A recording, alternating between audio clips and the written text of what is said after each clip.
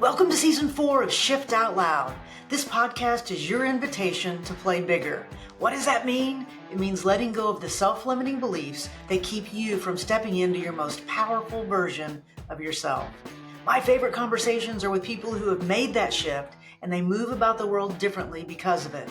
Their setbacks served as a catalyst to change their circumstances, make new decisions, and shift their course. And I hope it inspires you to do the same. So listen in, get inspired, and know I'm right here cheering you on. Hey there, I'm Tracy Spears, speaker, author, advocate, and head cheerleader for anyone wanting to play bigger. My guest this week is definitely playing bigger. Her name is Dana Day.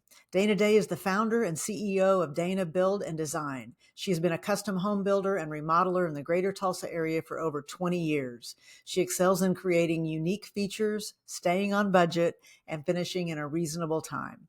Dana oversees every step in the building process, from planning budgets and developing designs to conducting builds and producing final finishes. She was chosen as HGTV as their local remodeler for a series called Build It Forward, which is actually how I met her. And there's so much more to talk about, but I'm going to bring you in. Dana, welcome to the show. Thank you so much, Tracy, for having me. I'm so excited. I know, I'm excited too. But I want to start with a little bit about you, but that HGTV thing, we're going to definitely unpack all that. I have a lot to talk about. And for the audience, I just remodeled a house and Dana did it. And from the ceiling falling in to everything, we're going to talk about all of it and why I think you are the perfect person to do business with. So tell us a little bit about Dana Day. Born and raised here in Tulsa, Oklahoma, graduated from Jinx. I was enrolled at KU and went up for Rush Week. I saw all my sister's friends because I was the year younger. I was the little sister. I was like, I can't do this. Went off to St. Louis and finished my degree there. Really? So you started it, you were a Jayhawk? I was going to go there, and I literally started just crying because I didn't want to be the little sister anymore. I just wanted my own identity. So that was probably one of my big shifts, because I even had to my parents were like, we're not going, to pay for you, we're you can't go that far away. So then my mom put one rule. I had to join a sorority. I'm a tomboy, Tracy, that's a whole nother story. Yeah. Yeah. So you didn't want to do any of that. And so what happens? What's in St. Louis? I went to Southern Illinois University in Edwardsville, which is right across the river. And I became an Alpha Phi. Very nice. I don't even know what that means. What were you studying? I have a degree in psychology and art. I was going to go into art therapy. I know. But look how well I didn't see any of that coming yet. I think your degree in psychology is helping you with remodeling houses. What do you think? Well, and my art too, my design, my creativity. What was the dream when you went in and what was it that you were really hoping to do? Is it this? No, art therapy. I really wanted to help people, kids in particular. But then I found out that the burnout ratio is about 10 years. And I was like, yeah, it's hard, mentally hard. Yeah. It is so hard. I have therapist friends, and just, even if you have super good boundaries, it's still hard, right? Well, you're dealing with kids that can't talk. So you're using the art therapy to get to see what's happening in their lives. It's incredible. I see. Interesting. Yeah. So what's the next shift? So you finish that and you come home. What do you do? I moved back home, got my MRS degree, got married, and never worked as a psychologist, or I never got my PhD or anything like that. But I never even touched that field. And I actually was a mortgage loan officer. And I was building a house for our family. And I chose a bad builder. And that's how I got into building. What? Yeah. Yeah. Okay. So you're mom in it. You've got a couple of kids.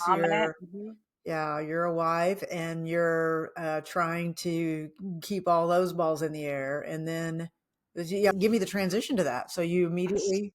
So we are like way over budget and way over time. And I'm like, I got to get in this house. And I literally took a TV tray and my soccer chair and my laptop, and I would work from the house.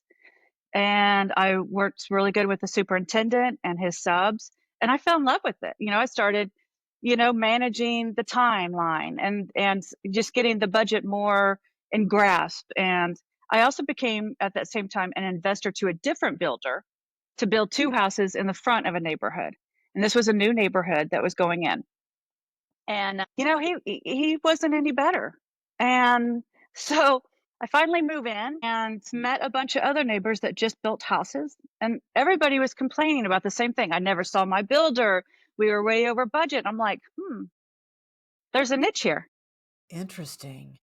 There's a niche. So I took the money I made and I went to the bank. I said, how can I become a builder? I was already part of the Home Builders Association, and between the two build jobs that I was doing, I knew enough of subs, and I would go to my subs and I was like, show me.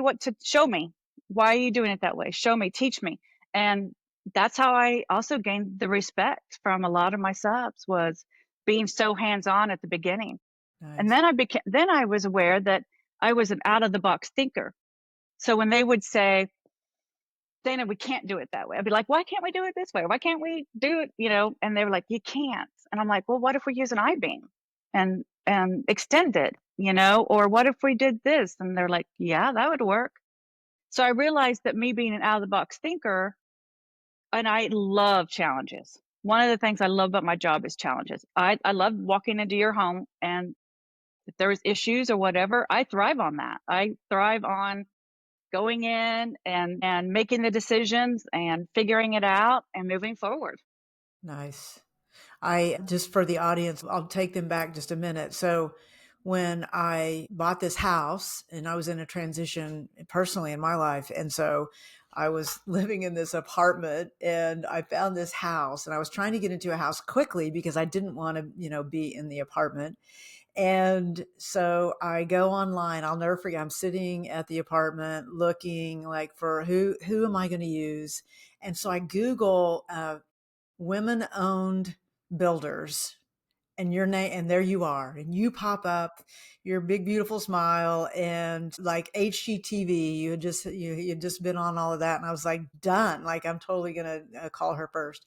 So I send you a couple of messages, and I'm frantic at this point because I think you probably got three different versions of messages, like through your website, through your and then you met me like the next day. So that was kind of impressive. And then you go, yeah, I live right there. You literally could see your house from my house.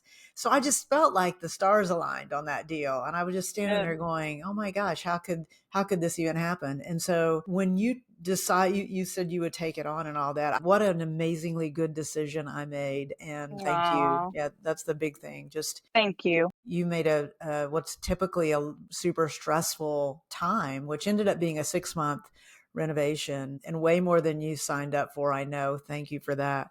But I think, I never felt like whatever was going to happen, you couldn't handle. And I don't know if, so I don't know what some of the complaints are about their builders and remodelers and all of that, but I just trust you completely. And so that's why I think you're the perfect business partner, and you do amazing work too. But yeah, I don't know if you have that experience, with those people that were saying they didn't like their builder, but not showing up on time and all the things. You kind of are against the stereotype, sister.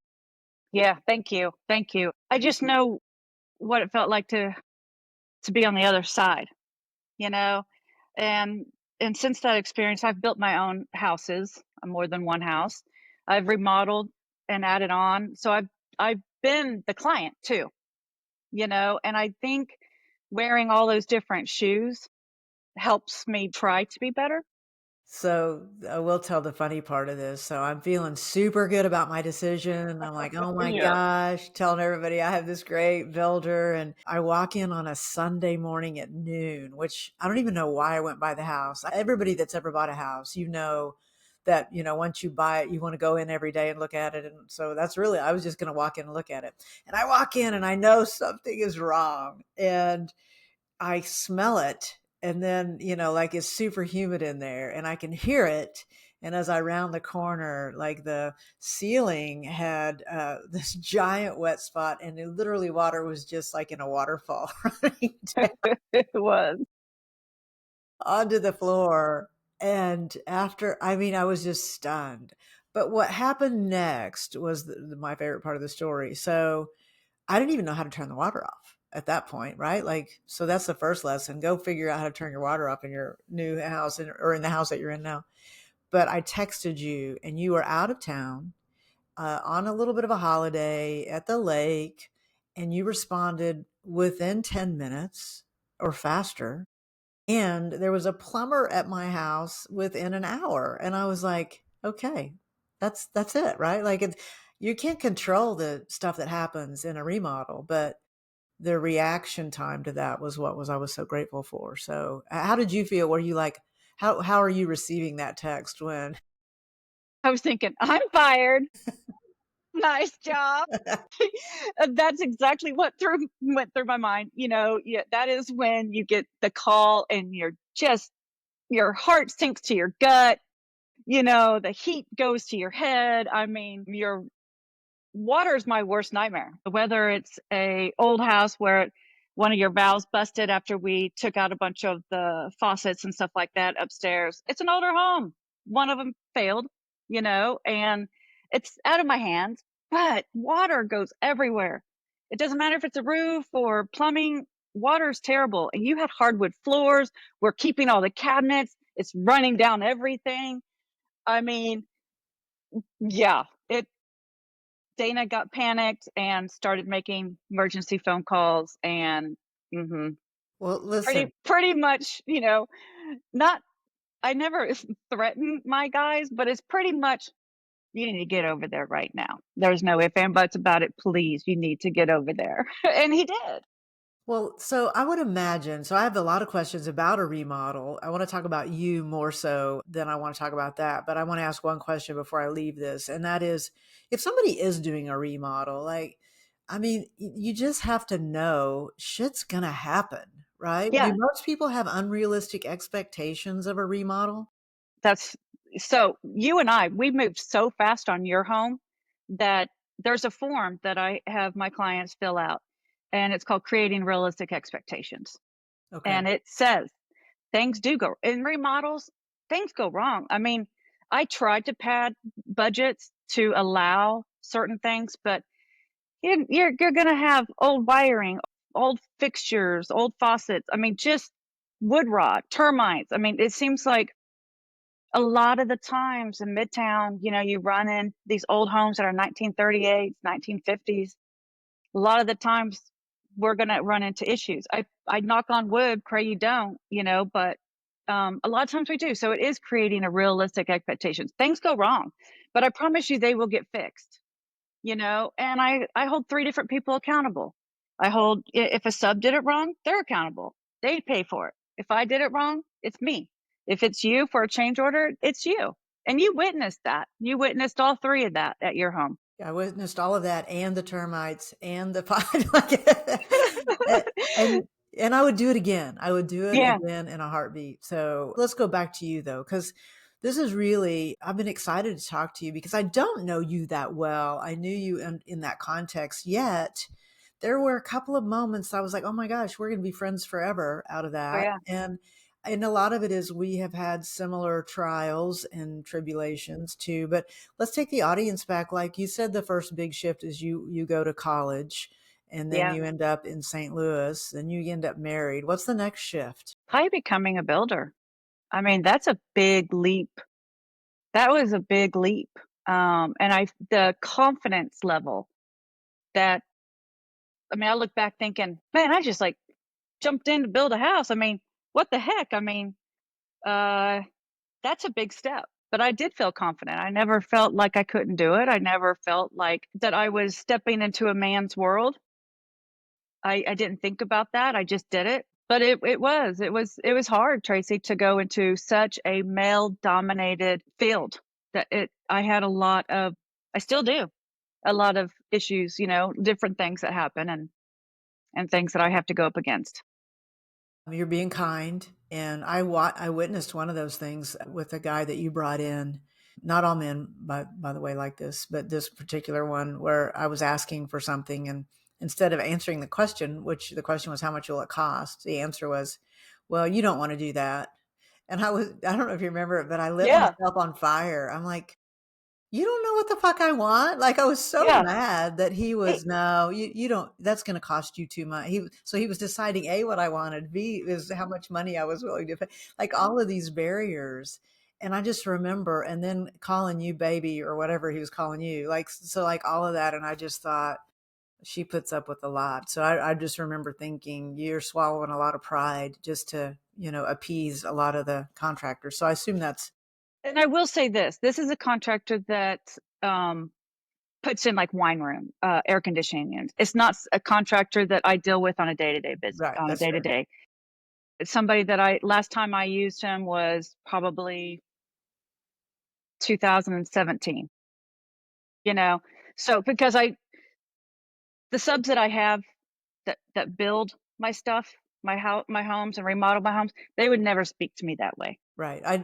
But Thank I you for the did, clarification. yeah, but because men like him, it still floors me. Like that, they feel it makes it. I've had a trend, talk about a shift, and it's been a shift with men and being harassed and being so discriminated against.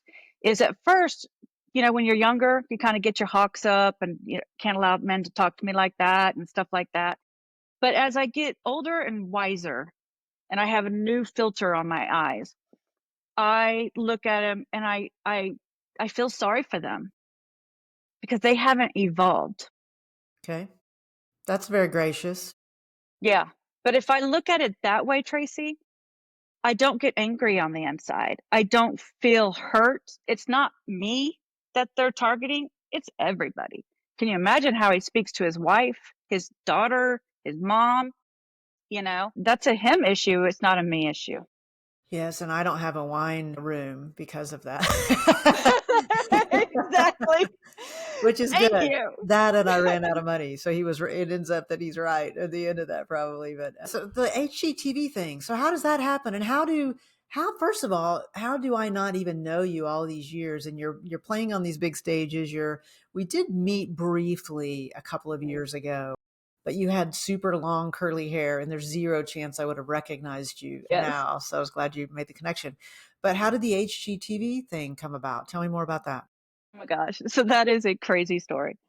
So I get an email from HGTV. I'm thinking, Tracy, they want my money. They want me to advertise with them. I don't even open it. Couple of weeks later, the executive producer, Christina, she did it again, but she put something else in the subject line. Something that made me click on it this time. I don't remember exactly what it was. I need to get it out. So I clicked on it, and it said that they're interviewing remodelers here in the Tulsa area, and they're looking for one. And would I like the opportunity to be interviewed? Oh, click, click, click, click. Yes, yes, yes, yes. I mean, I picked up, I did everything. I mean, I was like, oh my gosh, because this is like to be on HGTV. I mean, talk about a dream come true. That's your Super Bowl, right? Yeah, it's my Super Bowl. I mean, it's my Super Bowl. And they're interviewing all kinds of remodelers here in Tulsa. And I realize, oh my God, I'm behind the ball game now. I am a very competitive person when it comes to my work. Not so much in sports or anything, but my work, I've learned that I'm kind of competitive. And I was like, how do yes, I want this. And so I did what I needed to do. They ended up interviewing 5 different remodelers, and it was a 3-month process. It was very detailed, and I had to talk to several different people. Lowe's was also the main sponsor, so I had to deal with like designers from both teams and everything, and see how was my personality, how would it mesh with everybody. And at the end of the day, they chose me. Nice. What's that call like? Do you get a call or is it an email where you hear that you're selected? Dylan called me. He knew how much this meant to me. One of the reasons is there are 5 episodes, a different city in each episode. So they interviewed 25 remodelers altogether for this one season. After they filtered, they got down to 5. Out of the 25, I was the only woman. Interesting. And Christina is a female, she's a woman and she's the executive producer. She's like, this is so cool. We've never had a woman on this series, even the year before. So that made me very honored. But And no, mad. Dylan, And mad, right? That you're the well, only one? I mean, but that's how far our industry's come, okay. But no, Dylan, he called me. He knew how bad I wanted it. Nice. So did you go Yeah. so you hear that, you go celebrate, and then Yeah. how quickly do Um, you go ahead. yeah, we start immediately. Like, they're like, they told me, and it was like pulling permits, getting everything done. When it's HGTV, it's kind of like your house. You have a timeline, and there's no moving that timeline. So no matter what happened in the remodel, I had to deal with it. That just means nights and weekends. And so it was a lot of pressure and stress. But at the end of the day, they chose my episode to be the premiere. Nice. So I was the season premiere. And so that made me also really, really proud and happy. So Did you have a giant watch party? I did. I did have a giant watch party. I Nice. did. Yeah. It was incredible. Do you And think they all said, I thought you were going to get more airtime. I said, no. When they interviewed me first time, one thing Christina said, are you okay with doing all the work and getting no glory? Sure. To be on HGTV, sure. I mean, that was one of the things I had to agree to. yeah. Yeah. And my terms were, if I found any issues that needed to be fixed, it would get fixed the proper way, not a Band-Aid. And they said, absolutely. Nice. And we did, as you know, Yes. remodels have issues, and they fixed them all. Did you have the house, or did it just happen to be the house that you were about to do that was highlighted? No, so it's actually a grant. Lowe's was the sponsor, and so thousands of people all over the nation applied for this grant. And what it does is it goes to somebody who has started like a foundation or something. What they realized is people who give, their homes are usually not in good shape. To give you an example, the gentleman, the house that we did, Dr. Lester Shaw, his office, his desk was a dog crate. Wow. Yeah. Wow. I got Yeah. you. Okay. So they realized that, well, we need to do something for their homes too. And that's how Build It Forward came about. Is not only did we do the Big 10, but we did their house. So nice. So do you stay in touch with HGTV? Is there another one in the future, or is it a one and done? How does that go? I think it's probably a one and done. The guy that I would have come in and film and stuff, he loved the energy and Tulsa. Absolutely loved the city of Tulsa. Everybody who came in, like when the host came in, we're talking 40 people, executives that came in for a week. And so a lot of entertaining, that you're accustomed to, but I got to show them around. And they tried different restaurants and they just fell in love with the city. I can see them maybe in the future doing something here. Whether or not I'm involved is another story. Whether or not I want to be involved is another story. All my attention went to that. It's Lot. amazing. It's a lot. Yeah. It's so amazing. But yeah, yeah, Nice. So I assume that, the business you get on the other side of that though, and listen, like it's impressive. So as somebody that's just strolling through the internet, the two things, female and HGTV, it would have been hard for you to not get my business that, when yeah. we met, just because that spoke so much to me. So yeah, I'm glad that had that experience for sure. Well, thank you. It, Yeah. it was. It was fun. So what's another shift? So you shift into the building world, you're in a male dominated, you're doing well. That's the name of this podcast is, those moments where you shift and you move about the world differently after the thing happens. Does anything else come to mind? Yeah. So when I got my first divorce, I had to completely rebrand and rebuild. That was a huge shift. That was a really bad time of my life. My sister committed suicide, and that was really, really hard. And it took me quite a long time to get back on my feet from a really bad divorce that took it. That I woke up one day and everything's gone. He's gone, money's gone, destroyed everything. I mean, it was bad. It was really, really bad. And then 4 months later is when my sister passed away. So it took me quite a long time to get back up on my feet on that one. Wow. And I started it by my brother-in-law at the time said, "Let's flip homes. We got to get you back in. We got to get you back going." So I said, "Okay, let's flip homes." So that's kind of how I got back in, getting my feet wet. And then I did a big addition. And then I started building houses again. Wow.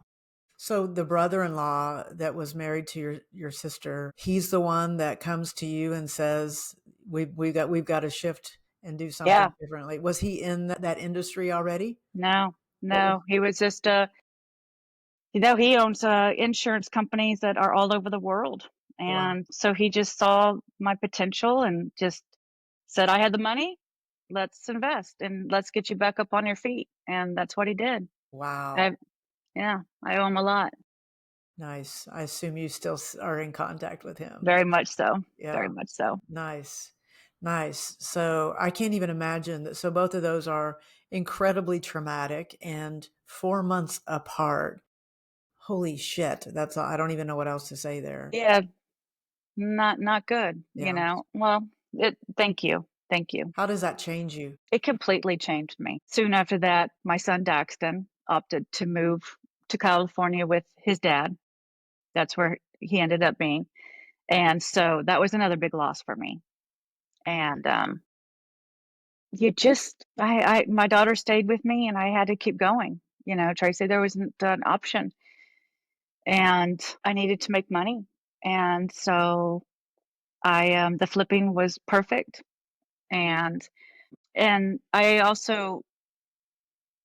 learned a lot from losing my company. He was a financial advisor. I trusted him with the money. I didn't touch anything.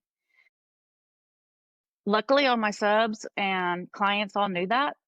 And so they saw that I lost probably more than they did because I lost my personal homes.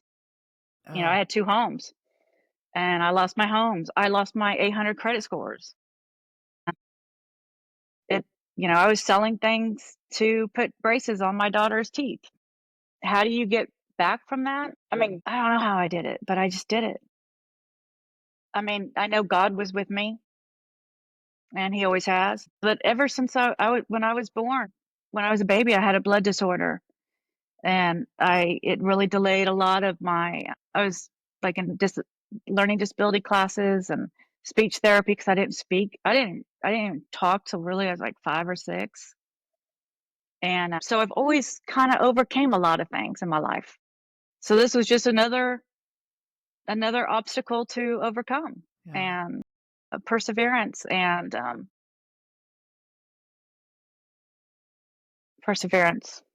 and It's amazing when your back's against the wall and you don't have any choices too, which is what you're describing to me. But that's where resilience is built, right? it is. Yeah, I always think about that. The people that don't have that adversity as kids, as you know, I'm writing a book right now about my upbringing, and I look back on all of that with with a lot of gratitude, Yeah. and a lot of oh shits, but just that there's something that crystallizes when, as you describe all those things that you have been through, and once you do come out the other side of that, I don't know. I think resilience is a muscle in some ways, and some people just don't have it, because they haven't had to. And so then, if your first devastation happens at 40, I don't even know how you would overcome that, right? Right, right, Gosh, yeah, right. I mean, I've overcome. There's not much I haven't overcome.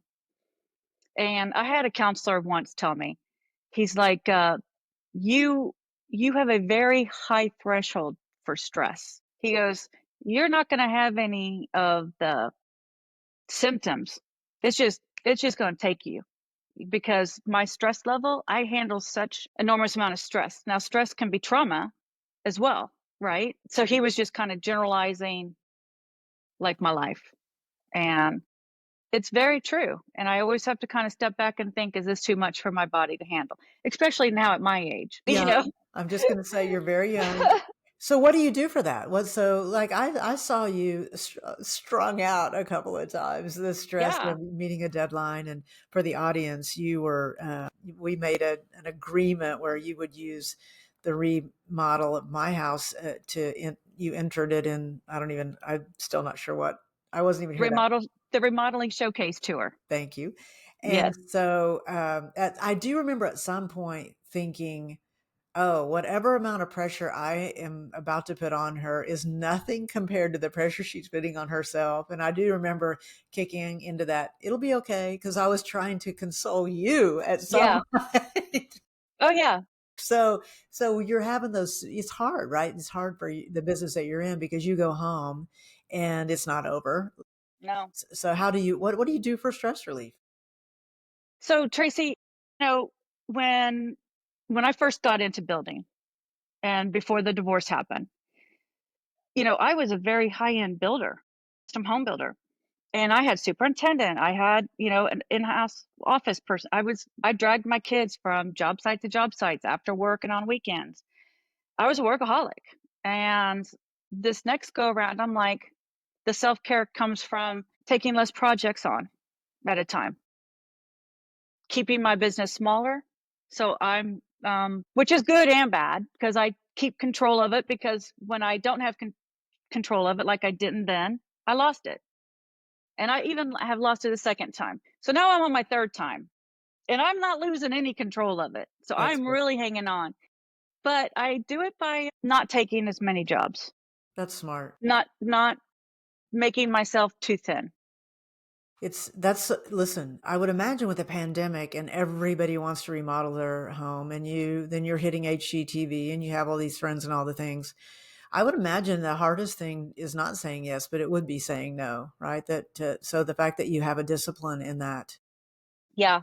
And I mean, recently I've had another shift about 6 months ago, and that was I can't really take any projects that are less than 50,000 because of the time consuming, that the time that it takes for one small job is the same amount as a bigger job, you know, with my subs, the all of the things that still has to go into it. It's just a smaller square footage, but same amount of work. And so I never wanted to be that builder, but I always tell my friends and family, I'll always take on your jobs, no matter how big or small. And but to the general public, I have to I've learned how to have boundaries, have healthy boundaries, and putting myself first. I've done a lot of therapy in the last few years, and that was something that I never knew. I never had boundaries. I never had self-love. Never. And I have had to learn that. And part of that is, and even with my company, saying no. I would That's my imagine, self-care. I would imagine for you though, as a creative, because I would consider you one for sure, watching how you maneuver and work and think about the project, having watched you for those 6 months, there's got to be so much more satisfaction in the bigger jobs too, right? Like, how unexciting would it be that somebody wants a new closet door, or no, wah, wah. Yeah, Yeah. So, or yeah, or bathroom, a smaller bathroom or something, which, I'm doing one for one of our friends right now. And, yes, I was like, shh, don't tell people. Keep this between us. I know. I understand. And thank you, by the way. That's all I'm going Oh to yeah, say. absolutely. Yeah. Um, um, Yeah. Well, that's uninspiring, and I get it. But there's more around the corner there's on that. so much more, Yeah. I absolutely love taking something that, okay. So when I was in college, I did glass blowing. And I fell in love with it. I mean, it's molten glass, liquid glass that you're getting on a stick and you're blowing air into it to form whatever you want it to be. So you're taking something that might just be in your head and it's a liquid form and you're creating this piece. Nice. That is like a home. An addition, if I add on or what, it is something that a client wants. It goes into my head, I write it down, and then I build it. The same thing. It's always been a huge gratification for me. I appreciated that back of the napkin that you were able to do because that's not a lot of people can do that. You're like, well, just draw it, just show me, and like Yeah, you knew how to put that into something usable for your subs. So yeah. that was super fun. What else? What are some of the other shifts that come to mind as we kind of close out here? What's next for you? What's the next shift? So my next shift's pretty darn big, and that's where you come in. Oh, Is am I buying is another house? no, Okay. no, no, not yet.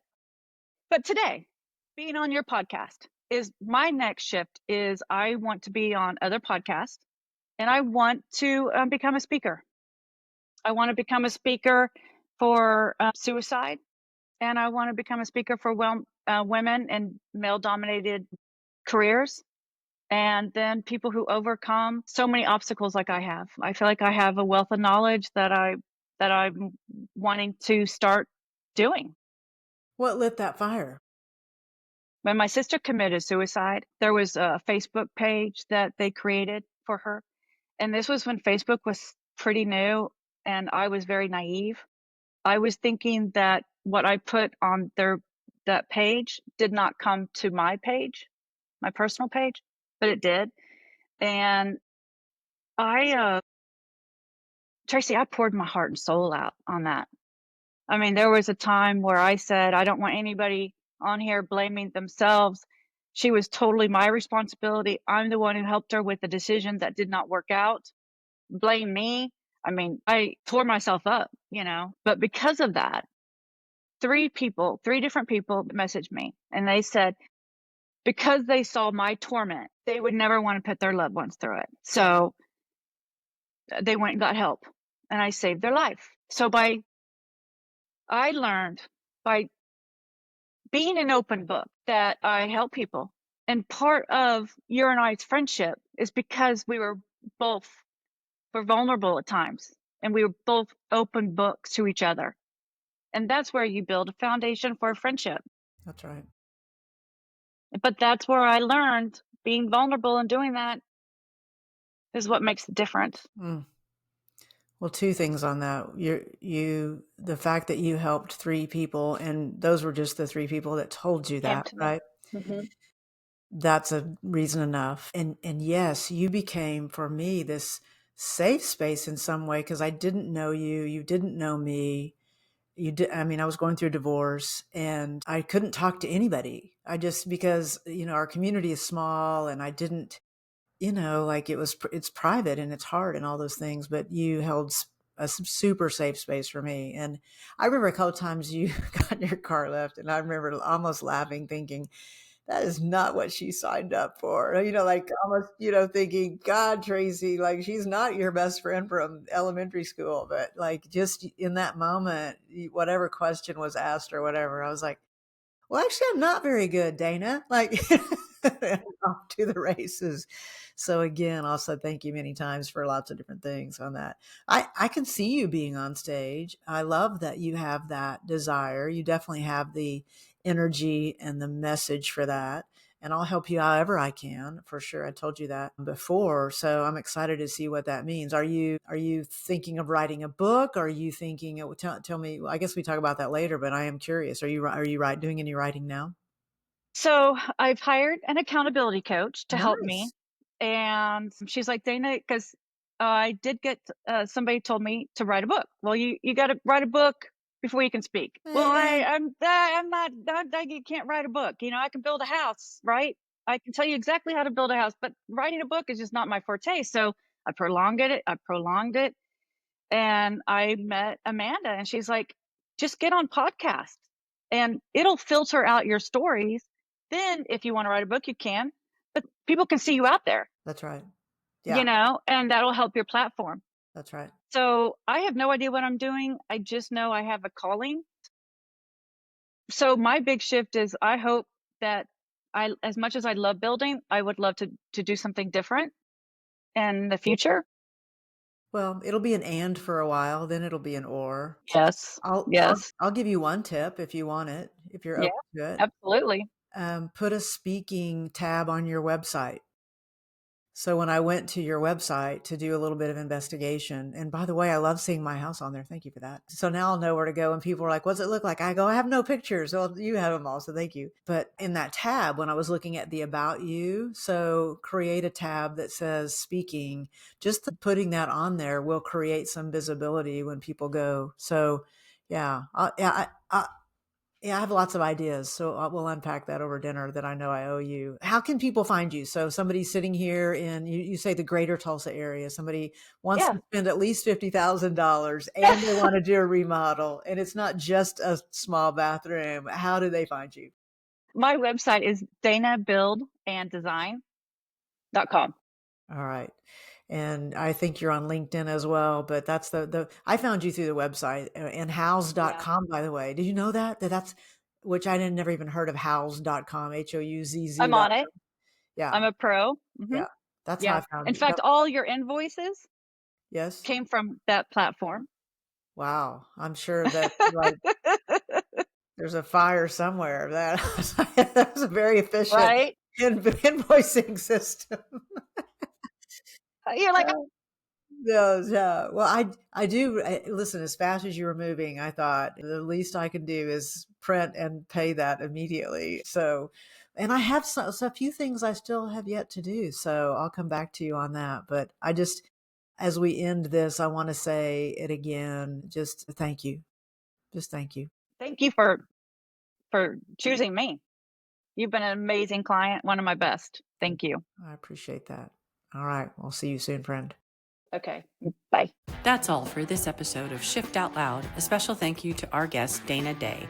Be sure to visit her website at danabuildanddesign.com. If you found this episode valuable, be sure to subscribe and share. Thank you for listening, and we'll see you next time on Shift Out Loud.